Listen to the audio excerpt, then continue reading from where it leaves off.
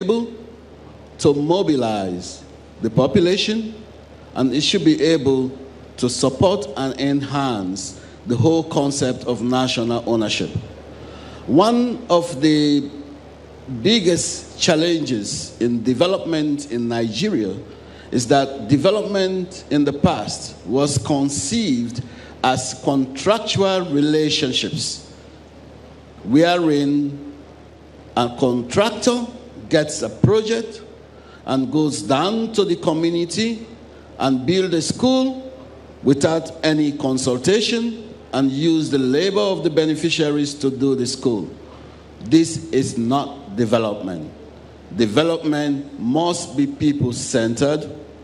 Development must mobilize the people, and the people must own development.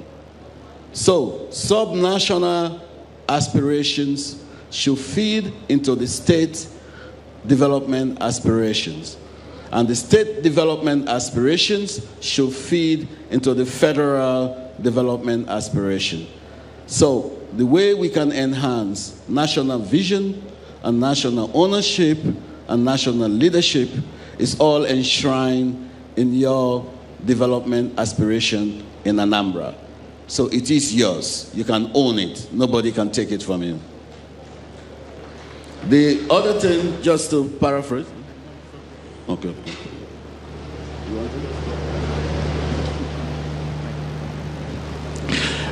Thank you, Your Excellency, on that response.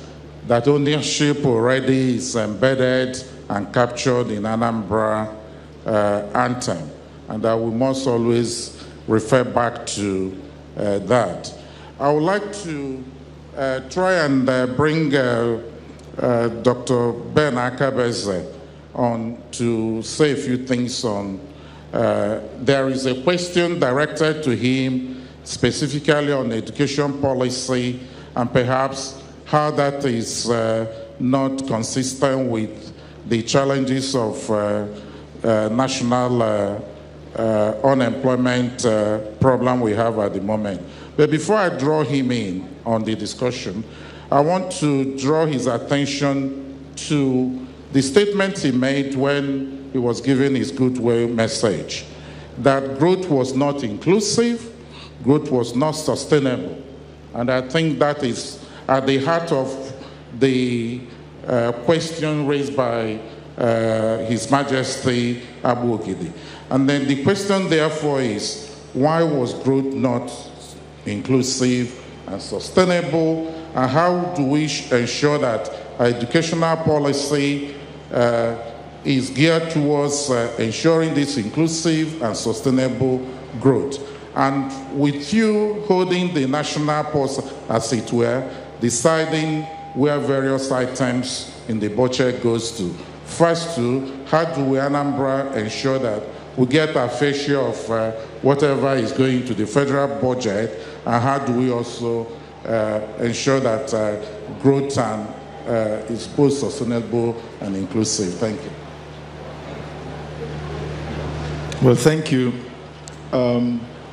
Let me begin with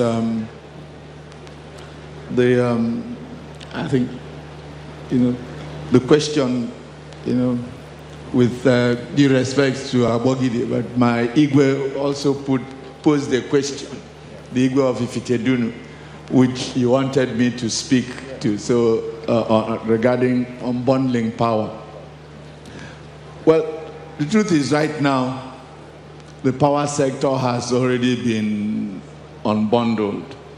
From the monolithic NEPA that we used to have, we now have 11 distribution companies, 6 generation companies, and 1 transmission company.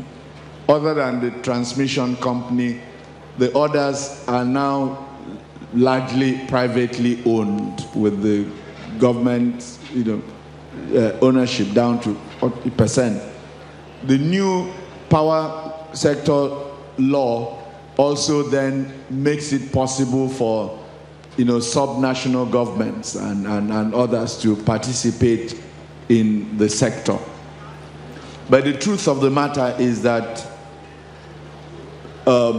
that sector remains seriously challenged. And there are a number of actions that must happen to restore, viability to the sector. And so recently, the federal government produced what is called the Power Sector Recovery Plan, which the World Bank and other development partners have endorsed. That plan requires money to be put behind it. And we are hoping that we will do so shortly. But it also calls for a number of policy actions. And I don't have enough time to say, but suffice to say that the power sector is receiving a lot of attention. It is seriously challenged, and it is not as easy as communities simply developing there. But as we go forward, initiatives like, alternative energy, like solar for, homes and whatever will feature more prominently in the configuration of the power sector. But now to the point that, Bogidi raised, I think there's nobody here who can honestly debate the fact that our education sector is in trouble. Again, the federal government is shortly going to convene an education policy summit where all the stakeholders will get together to agree on how we can salvage our education sector. It will require action by the federal government, by the other tiers of government, by communities, by even parents. We have to face up to the fact, for instance, that free tertiary education may no longer be sustainable.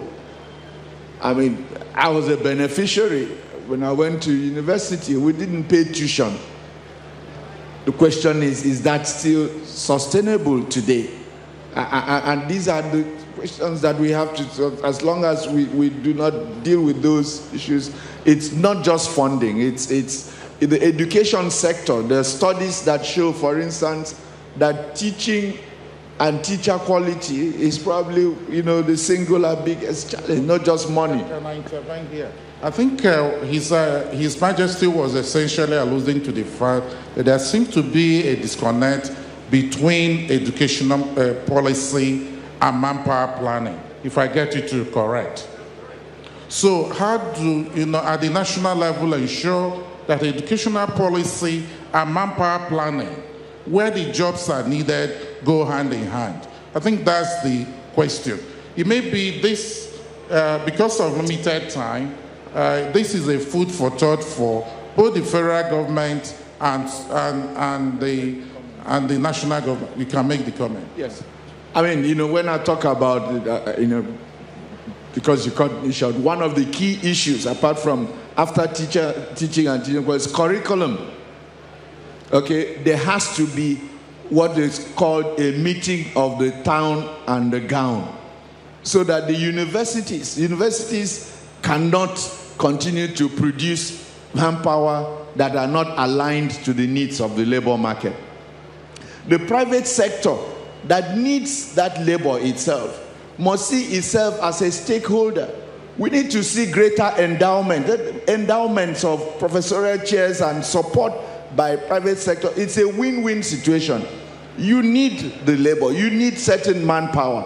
So rather than try to do it on your own, as Abogi said, some institutions even have their own universities now. Why not contribute to the development of a larger pool of manpower so that you don't have to do so your own, and that way it's cheaper. So, fixing the problem in the education sector will take, broad-based action by all stakeholders, not government alone, whether federal or state. And where does this fall in the 17 MDG goals? Which goal is this addressing? Very quickly, economic development. Thank you. I would now like to bring the chairman of MAN in Anambra, Ebonyi and Enugu, into the discussion. There has something been said about the fact that MDG did very well